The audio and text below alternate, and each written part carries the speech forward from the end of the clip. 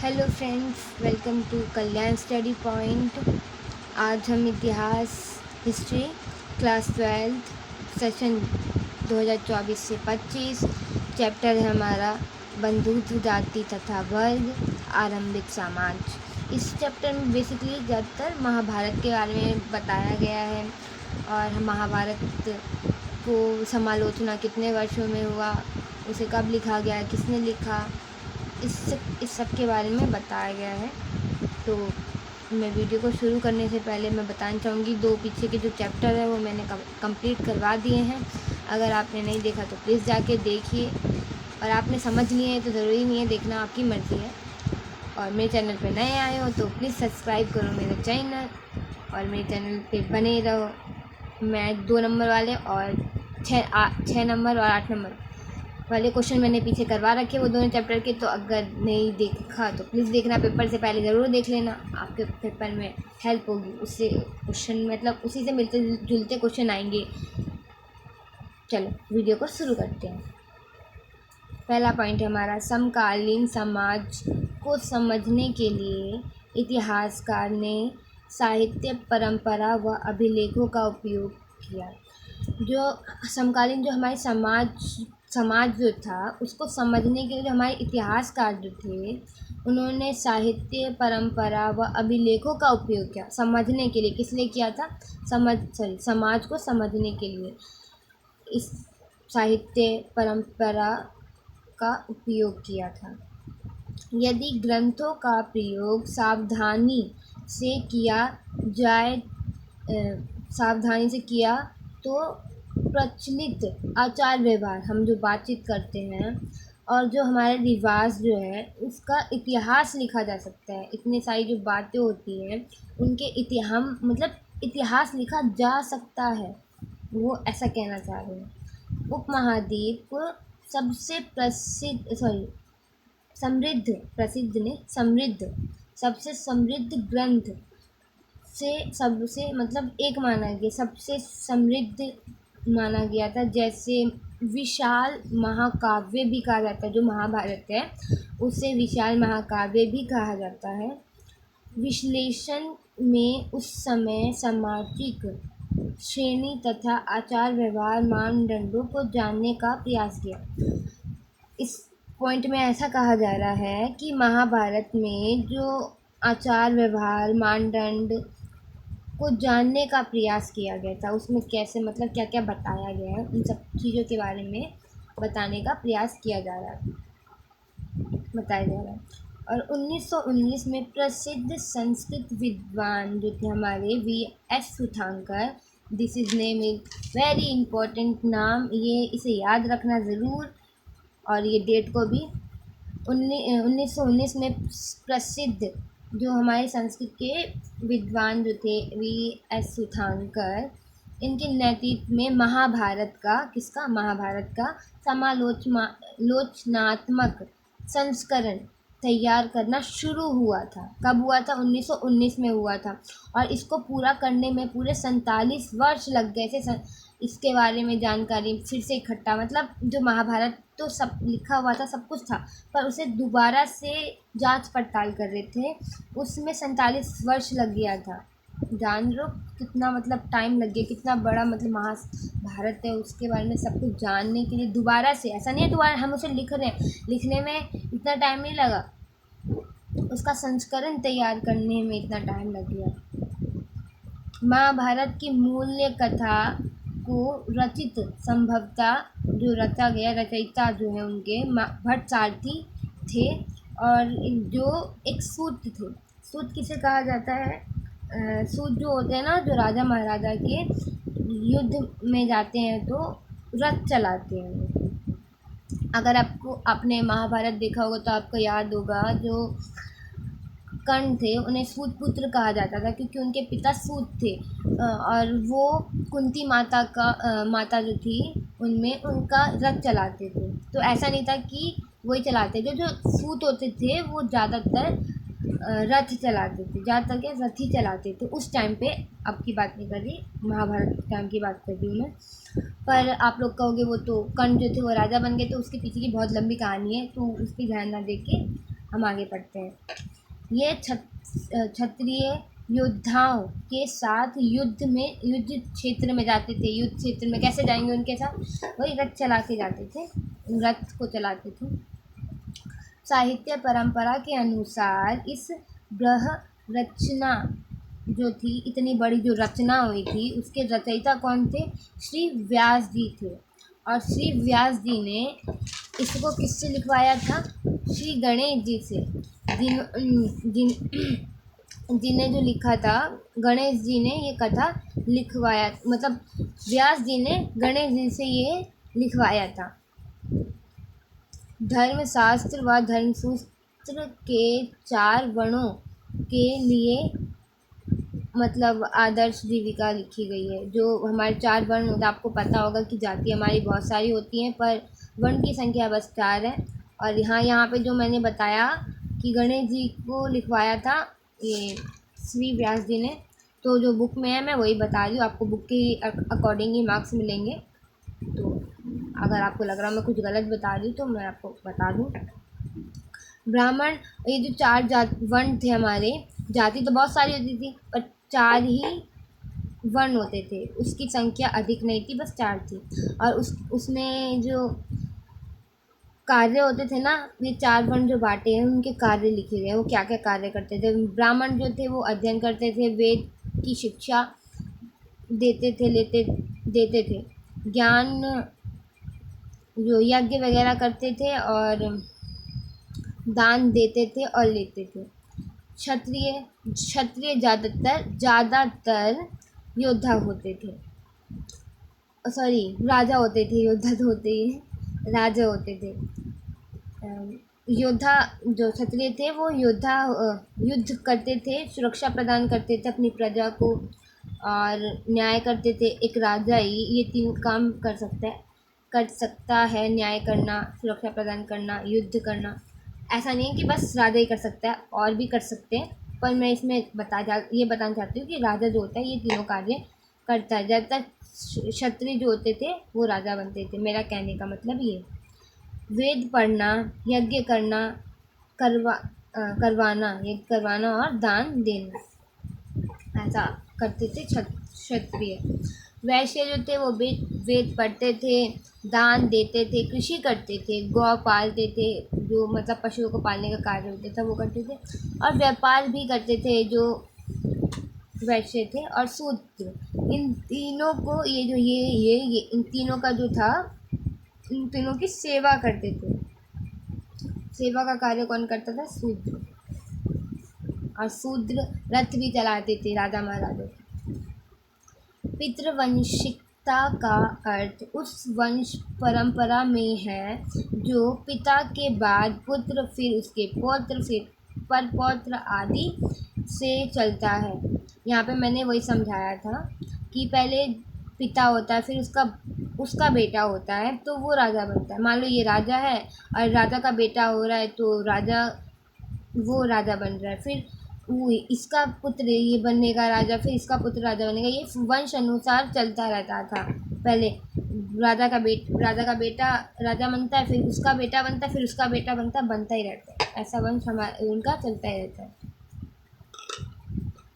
महाभारत की जो मुख्य कथा वस्तु है, उसमें पितृवंशिकता को सुदृढ़ करा गया। मतलब पितृवंशिकता पे ही सब चल रहा है, पिता पे ही जो उनका वंश है वो चल रहा है, पिता के नाम से ही। अधिक राजवंश पितृवंशी का अनुसरण करते हैं, वही बात है। नए नगर में अद्भुत जो सामाजिक जीवन जो थे नगरों में, वो जटिल हुए थे। और इस चुनौतियों का जवाब जो देना था, जो ब्राह्मण थे उन्होंने दिया। कैसे दिया था उन्होंने जवाब? समाज के लिए एक आचार संहिता बनाए और तैयार करके दिया था। कैसे, किसने दिया था? ये इनका नाम कहाँ गया?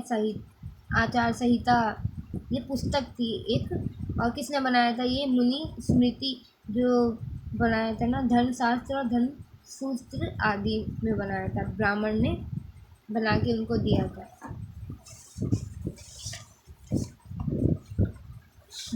ब्राह्मण पद्धति में लोग के जो गोत्र होते हैं में वर्गीकृत किया गया। प्रत्येक गोत्र को एक वैदिक ऋषि के नाम पर होता था। जो गोत्र थे ना, ऐसा माना जाता है कि 8 गोत्र थे, जो 8 जो वो क्या था, ब्राह्मण जो थे वो 8 ब्राह्मण थे, गोत्र उन्हीं के नाम पे बनाए गए। और अब तो बहुत, मैंने तो सुना है कि अधिक भी होते हैं, पर 8 ही माने जाते हैं वो महाभारत के हिसाब से। और वैदिक ऋषि थे, वो बहुत ज्ञानी ऋषि थे, उनके नाम पे बनाया गया था गोत्र को। गोत्र के 2 नियम महत्वपूर्ण थे। विवाह के पश्चात स्त्री को पिता के स्थान पर पति का गोत्र माना जाता है। ऐसा माना जाता है जो शादी के बाद शादी से पहले जो लड़की अपने पिता के घर रहती है तो उसका गोत्र वही माना जाता है, पर शादी के बाद जब वो अपने पति के घर जाती है तो उसका गोत्र उसके पिता का हट के उसके पति का लग जाता है, उसका पति का ही माना जाता है, ये कहा जा रहा है।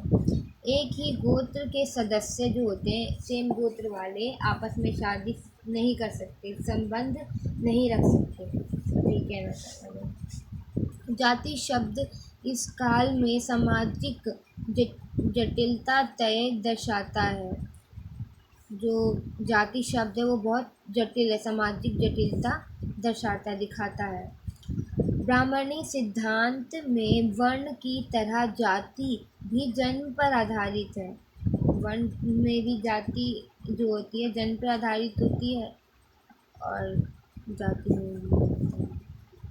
उपमहाद्वीप में पाई जाने वाली कुछ विविधताओं की वजह से कुछ समुदायों जैसे निषाद, मलेच्छ आदि पर ब्राह्मणी विचारों का कोई प्रभाव नहीं पड़ा।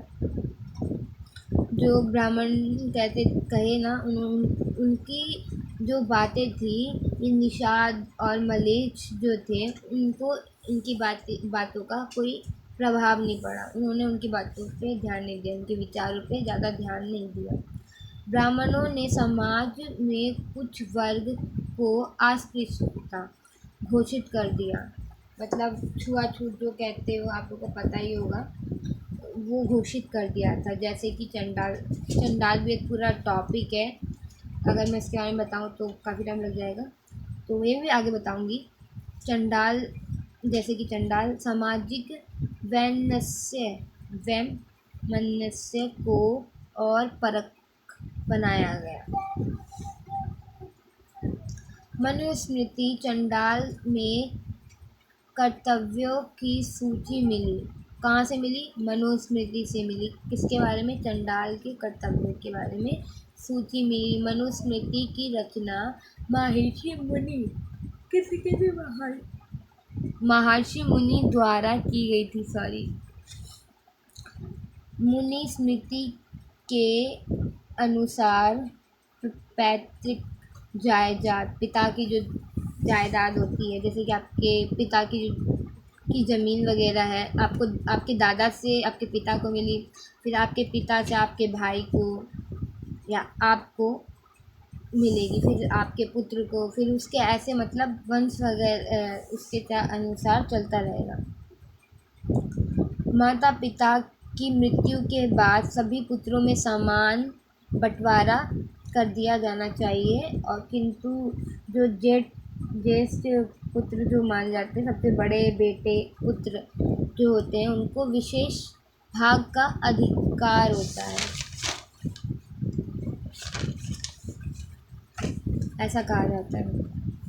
धर्मशास्त्र और धर्मसूत्र विवाह के 8 प्रकार के नियम थे जिसको स्वीकृति दी गई थी धर्मशास्त्र और धर्मसूत्र में, पर इनमें से जो चार जो नियम थे उन्हें बहुत अच्छा माना जाता था, और बाकी के जो 4 थे उन्हें निंदित, माने बहुत बुरा माना जाता था, निंदित थे, बहुत बुरे थे।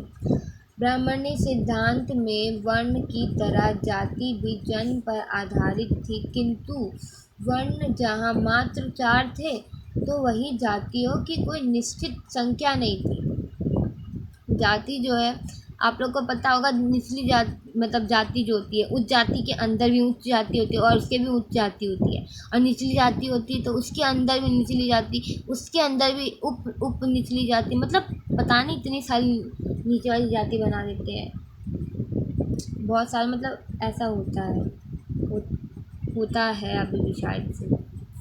निश्चित संख्या नहीं थी। जहाँ कई ब्राह्मण व्यवस्था का नए समुदायों में आमना सामना जब हुआ था तो यह था निषाद और स्वर्णकार जो सोने बनाते हैं, और उन्होंने 4 वर्ण जो बनाए थे उनमें जो उनकी व्यवस्था थी ना, उसमें समाहित उनमें नहीं जोड़ पाए थे इनको, निषाद और स्वर्णकार को, इसलिए उन्होंने जाति वर्गीकरण कर दिया, इसलिए तो जातियाँ इतनी सारी हैं। ब्राह्मणी वर्ण व्यवस्था की आलोचना प्रारंभ बौद्ध धर्म ने भी की। जो उन्होंने भेदभाव वाले बताया कि निचली जाति उच्च जाति वर्ण व्यवस्था जो की थी, तो उनकी आलोचना जो है ना बुद्ध धर्म में भी विकसित हुई है, मिली है उनसे भी। बौद्ध धर्म ने सामाजिक विषमताओं की उपस्थिति को स्वीकार किया, किंतु यह भेद न तो नैसर्गिक थे और न ही स्थायी।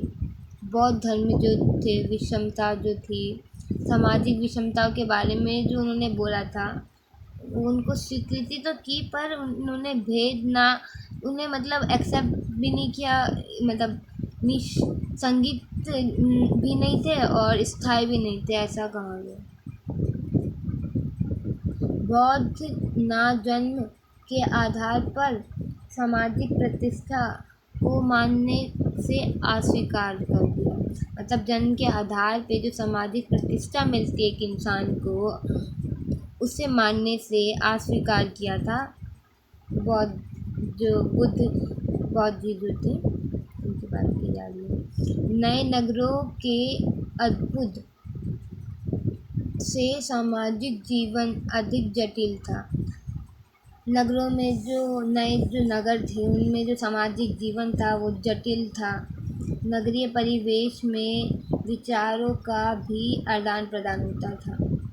जैसे कि मान लो आप और मैं मिल गए तो मैं अपनी कुछ बात बताऊंगी, आप मुझे अपनी कुछ बात बताओगे, अपने घर के बारे में, अपने गांव में जो नियम थे उसके बारे में बताओगे, तो मैं आपको कुछ बताऊंगी, तो वही जो विचार थे वो अदलने बदलने लगेगा, आपस में एक दूसरे के पास जाने लगे। संभवतः इस वजह से आरंभिक विश्वासों और व्यवहारों में प्रश्न चिन्ह लगाया गया। जहाँ तक वैसे मैं बता दूँ कि मैंने वीडियो रिकॉर्ड कर दी थी, उसमें आवाज़ नहीं आई तो मेरे को दोबारा रिकॉर्ड करना पड़ा। ये वीडियो 18 मिनट की हो गई है, तो दूसरी वीडियो मैं मतलब कंप्लीट कर दूँगी। और मैंने 2 नहीं 4-5 वीडियो और बना रखी है, पार्ट 1 पार्ट 2 की, और 2 या 3 वीडियो मैंने बना रखी है क्वेश्चन के ऊपर। एक में मैंने 2 नंबर वाले क्वेश्चन करवाए हैं, एक में 6 नंबर वाले और एक में 8 नंबर वाले। तो मैंने पार्ट 1 और पार्ट 2 हड़प्पा सभ्यता और दूसरा चैप्टर है जो उसका भी मैंने करवा रखा है। तो अगर आपने नहीं देखा तो जाके देखिए, क्योंकि वो मेरे को ऐसा लगता है कि क्वेश्चन उसी में से बनता है। मैंने भी पेपर दिया था ना जब, तो मैंने उसी में से पढ़ के दिया था, तो मेरे बहुत अच्छे मार्क्स आए थे हिस्ट्री में। बस मैं हिस्ट्री की बात कर रही हूँ, तो आप जाके ज़रूर देखना। और आपके एग्ज़ाम आने वाले हैं तो एग्ज़ाम की प्रिपरेशन करो, आपका एग्ज़ाम बहुत अच्छा जाए। All the best. Please subscribe my channel. Thank you so much. Tata, bye bye.